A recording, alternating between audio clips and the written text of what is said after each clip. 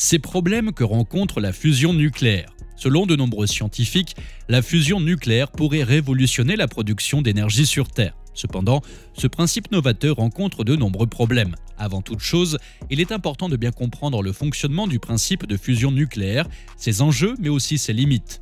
Malheureusement, ces dernières sont beaucoup plus nombreuses que ce que l'on peut imaginer. En réalité, la fusion nucléaire est le théâtre d'un grand nombre de fausses promesses. En effet, les défis technologiques qu'elle représente sont presque insurmontables et son coût énergétique est phénoménal. Mais est-ce vraiment la solution à nos problèmes énergétiques? Telle est la question. C'est ce qu'essaye de démontrer le projet ITER. Pourtant, ce rêve d'une énergie nucléaire à la fois propre et sûre semble sur le point de s'effondrer. Les retards s'accumulent et les défauts se multiplient. La fusion nucléaire est-elle vraiment la solution à toutes nos difficultés? Depuis quelque temps, la fusion nucléaire est considérée comme une véritable prouesse du futur. Cependant, avant de se persuader que cette information est vraie, il est important d'en savoir un peu plus à ce propos. À quoi correspond la fusion nucléaire exactement? De nos jours, l'humanité est confrontée à un défi de taille qui n'est autre que celui de la demande grandissante en énergie. Jusqu'à présent, les réserves fossiles de charbon, de pétrole ou de gaz suffisaient pour produire la plus grande partie de notre énergie. Néanmoins, ces réserves risquent de très bientôt disparaître. Il est donc primordial d'avoir recours à de nouvelles sources d'énergie non fossiles. Depuis que nous avons découvert la puissance de l'atome, deux voies s'offrent à nous en matière de production d'énergie. La première correspond à la fission atomique, parfaitement contrôlée à l'heure actuelle. La seconde laisse entrevoir une véritable possibilité de produire de l'énergie de manière quasi inépuisable. En outre, cette énergie serait propre et sans déchets toxiques. Il s'agit de la fusion nucléaire. Elle est d'ailleurs le centre de nombreux projets de coopération internationale. Pour faire simple, la fusion nucléaire est un processus par lequel deux noyaux atomiques légers s'unissent pour n'en former qu'un seul, beaucoup plus lourd. Ainsi, ils libèrent une quantité d'énergie beaucoup plus importante. Pour cela, il est nécessaire de générer des températures de plusieurs centaines de millions de degrés. En effet, les réactions de fusion se produisent dans un état de la matière appelé plasma. Il est question d'un gaz chargé à température très élevée. Ce dernier est constitué d'ions positifs et d'électrons libres. Lorsque deux noyaux atomiques fusionnent, le noyau résultant se retrouve dans un état énergétique instable. Celui-ci doit absolument revenir à un état stable de plus faible énergie. Cette stabilité est possible par éjection d'une ou plusieurs particules. L'énergie excédentaire se répartit alors entre le noyau et les particules émises sous forme d'énergie cinétique. C'est ce résultat énergétique que l'être humain souhaite récupérer. Il l'utilise ainsi dans le cadre de l'exploitation de la fusion nucléaire contrôlée. En outre, les enjeux de la fusion nucléaire sont multiples. La maîtrise de ce principe serait une avancée considérable pour l'humanité. Effectivement, elle permettrait de l'existence d'une énergie très abondante. On parle même d'une quantité d'énergie 4 à 5 fois supérieure à celle des réactions issues de la fission nucléaire. Elle est aussi plusieurs millions de fois supérieure à celle d'une réaction chimique. De plus, les combustibles de fusion sont universellement disponibles en quantité presque inépuisable. L'énergie produite est également propre. Il est vrai que les réacteurs de fusion nucléaire ne produisent aucun déchet radioactif de haute activité à vie longue. Les produits de la fusion eux-mêmes ne sont pas radioactifs. La fusion nucléaire n'utilise pas non plus de matières fissiles telles que l'uranium et le plutonium. De la même manière, un réacteur de fusion ne contient pas d'éléments susceptibles d'être utilisés dans le but de fabriquer des armes nucléaires. Autre point très important, un accident nucléaire comme celui de Fukushima ne pourra jamais avoir lieu dans un réacteur de fusion.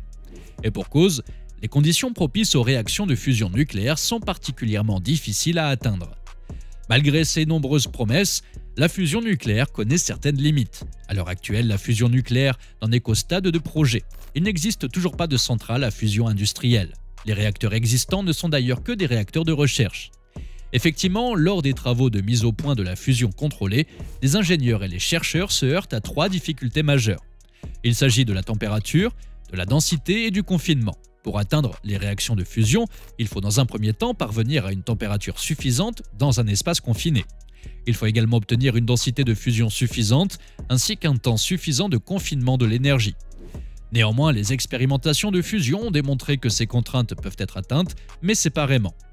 De surcroît, pour que la fusion nucléaire ait l'espoir d'être énergétiquement rentable, l'énergie produite doit être supérieure à l'énergie consommée pour l'entretien des réactions. De ce fait, il est nécessaire d'éliminer toute possibilité de perte thermique vers le milieu extérieur. Au sein d'un réacteur de fusion, il est donc indispensable d'éviter tout contact entre le milieu de réaction et les matériaux de l'environnement. Tout cela correspond à la notion de confinement immatériel. En réalité, La fusion nucléaire fait de nombreuses fausses promesses. Ceci vient notamment du fait que certains défis technologiques paraissent insurmontables. Il est évident que le problème ne vient pas du fait que les chercheurs aient réussi une percée scientifique en matière de fusion nucléaire. Cette avancée doit être poursuivie. Le problème vient plutôt du fait que la fusion énergétique ne semble pas être une solution énergétique à court terme.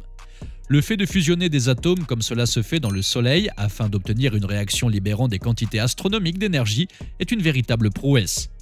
Des chercheurs américains ont même récemment annoncé avoir généré une réaction de fusion nucléaire. Cette dernière fournirait plus d'énergie qu'il n'en faudrait pour la déclencher. La fusion nucléaire serait donc en passe de devenir réalité. Pourtant, il reste des défis technologiques monstres à surmonter. Pour commencer, il faut impérativement trouver le moyen d'entretenir en continu une réaction qui n'est pour l'instant maintenue qu'une fraction de seconde. Le plasma utilisé doit également être géré, il doit impérativement forcer les atomes d'hydrogène à fusionner. Malheureusement, ce plasma détruit tout ce qu'il touche, les matériaux à utiliser sont donc difficiles à trouver. En comparaison, cela correspond au fait de construire une boîte autour du Soleil. D'un autre côté, la fusion nucléaire est décrite comme propre et sûre. Cependant, pour le moment, il est question du deutérium et du tritium. Ce dernier est d'ailleurs très radioactif et extrêmement rare. L'aventure sera-t-elle un jour possible? Face à ces nombreuses difficultés, cela semble compromis. Sur le papier, la fusion nucléaire présente des avantages considérables, notamment par rapport à la fission utilisée dans nos centrales nucléaires actuelles. Pourtant, cette opération a un coût et ce dernier s'avère phénoménal. Au fil du temps, plusieurs procédés ont été développés dans le but d'améliorer le rendement des expériences de fusion. Lorsque l'installation est prise dans son ensemble, la rentabilité semble dérisoire. Aujourd'hui encore, la chaîne complète reste encore à moins de 1% de rendement. Nous sommes donc très loin de pouvoir envisager une application industrielle. Pour certains scientifiques, la fusion nucléaire se rapproche de l'invention de la machine à vapeur ou du moteur thermique, notamment dans la manière de bouleverser la production d'électricité. Mais est-ce vraiment la solution à nos problèmes énergétiques? Une énergie décarbonée produite à partir d'une denrée inépuisable, l'hydrogène, qui ne produit aucun déchet radioactif, serait à portée de main. Elle serait même capable de répondre aux besoins énergétiques de l'humanité. Néanmoins, il faut que ce projet fonctionne réellement, et ce n'est toujours pas le cas. L'objectif principal est de disposer d'une centrale à fusion active d'ici 2050, au plus tard 2060. Mais est-ce vraiment possible? En tout cas, ITER semble nous démontrer le contraire. Savez-vous ce qu'est exactement ITER? Il s'agit d'un réacteur censé reproduire la réaction de fusion de l'hydrogène qui se produit naturellement au cœur du Soleil et des étoiles. Il est le messager d'une énergie nucléaire propre et sûre. Pourtant, actuellement, ce rêve est en passe de s'effondrer. Présenté comme le plus grand projet scientifique de l'histoire de l'humanité, il est initié en 2006. Il réunit 35 pays. Les dimensions d'ITER sont gigantesques. L'installation s'étend sur 42 hectares. À l'intérieur de ce soleil artificiel, un immense tube en anneau est censé supporter les réactions de fusion au sein d'un plasma à 150 millions de degrés. À l'origine, la première production d'ITER était prévue pour 2035. Cependant, elle ne devrait pas avoir lieu avant 2030. Les retards n'ont de cesse de se multiplier. Cela est dû à des problèmes de soudure dans certaines pièces maîtresses de l'installation. Les feuilles de route doivent être complètement réécrites par les ingénieurs. En effet, c'est la façon dont sont réalisées les soudures qui est à l'origine du problème. Les interrogations au sujet d'explosions au rayonnement ionisant à proximité de la structure posent également problème. L'Agence de sûreté nucléaire, plus communément appelée ASN, est même en train de faire quelques vérifications à ce sujet. En outre, le budget commence à inquiéter les professionnels du domaine. Les 20 milliards d'euros prévus au départ ont triplé suite à de nombreuses réparations nécessaires. Effectivement, les défauts se multiplient. Il est notamment question d'importants problèmes sur deux composants clés du tokamak. Il s'agit du cœur du réacteur qui abrite et confine le plasma en fusion. Cela concerne aussi le bouclier thermique et la chambre à vide. Ces réparations imposent de ressortir et de désassembler le premier module du tokamak. Pourtant, ce dernier avait déjà été descendu dans la chambre du réacteur il y a quelques mois. Cette opération risque de s'avérer beaucoup trop longue et très coûteuse. L'impact exact doit encore être évalué avant que la nouvelle feuille de route ne soit éditée. Cette nouvelle estimation devrait se solder par des années de retard. Ces différentes situations montrent que la fusion nucléaire n'est peut-être pas aussi idéale que ce que l'on veut bien nous faire croire. Le projet s'avère finalement bien plus difficile à réaliser que prévu. La prouesse du futur qu'est la fusion nucléaire connaît de sérieux problèmes. Entre enjeux et limites, ce principe fait de nombreuses promesses qu'il a parfois beaucoup de mal à tenir. Les défis technologiques qu'il représente semblent insurmontables et son coût énergétique est phénoménal. Pourtant, la fusion nucléaire pourrait vraiment représenter une solution viable à tous nos problèmes en matière d'énergie. Cependant, les difficultés que rencontre le réacteur ITER prouvent le contraire. Les retards à répétition, ainsi que ses nombreux défauts, inquiètent les scientifiques. Pourra-t-on vraiment compter sur la fusion nucléaire ?